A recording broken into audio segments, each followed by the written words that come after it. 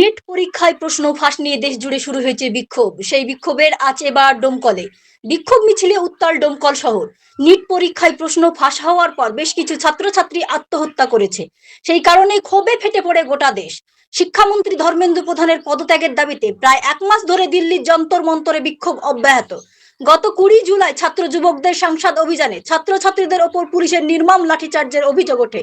তারপরেই দেশ জুড়ে শুরু হয়েছে ছাত্র আন্দোলন।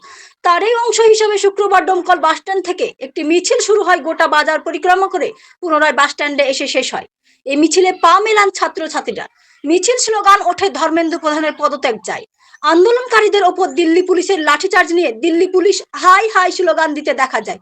নিট পরীক্ষায় প্রশ্ন ফাঁস নিয়ে প্রধানমন্ত্রীর সমালোচনা করেন উপস্থিত ছাত্রছাত্রীরা। তবে এ বিষয়ে সংবাদ মাধ্যমের মুখোমুখি হয়ে কি বললেন আন্দোলনকারীরা শুনুন। Video report, news Bangla TV.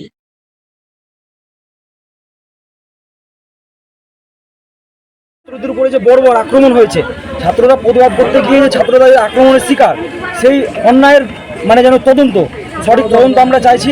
তারপরে আমরা চাইছি যে পরীক্ষা, প্রত্যেক পরীক্ষার একটা সিকিউরিটি, সঠিক যে পরীক্ষা সেটা নিশ্চিত করতে হবে। এবং যেসব ছাত্রছাত্রীরা আন্দোলনরত ছাত্রছাত্রীরা, তাদের প্রতি যে মামলা মোকদ্দমা কেস এফআইআর দায়ের হয়েছে সেসব কিছু কিন্তু তুলে নিতে হবে। আমাদের বেসিক্যালি এই কয়েকটা দাবি, এবং এই দাবিগুলো না মানলে আমাদের আন্দোলন চলতে থাকবে যতক্ষণ না সরকার মেনে নিচ্ছে। আমাদের এইসবগুলো চলছে। এই যে ছাত্রদের উপরে প্রথমত যে ছাত্রদের উপরে অন্যায় করা হলো, তারপরে ছাত্রদের উপরে কেস, এমনকি এনএসএ পর্যন্ত লাগু করতে বলা হয়েছে। এসব অন্যায় মেনে নেওয়া যায় না।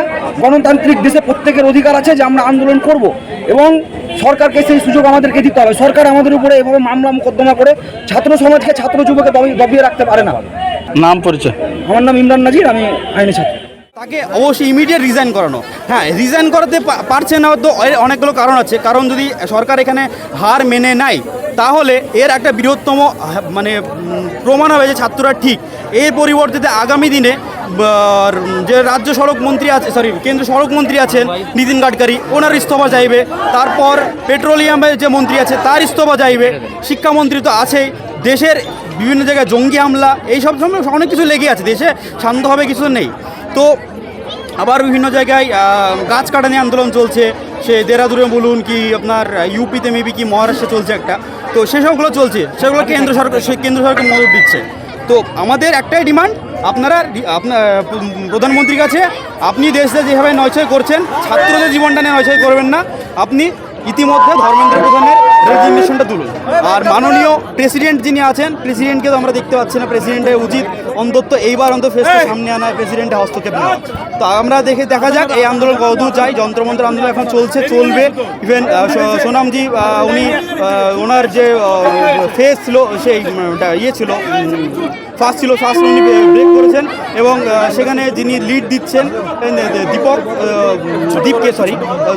উনিও এখনও বলেছেন এই আন্দোলন চলছে, আগামী দিনে চলতে থাকবে যতদিন না ডিমান্ড একটাই, ধর্মেন্দ্র প্রধানের রেজিগনেশন।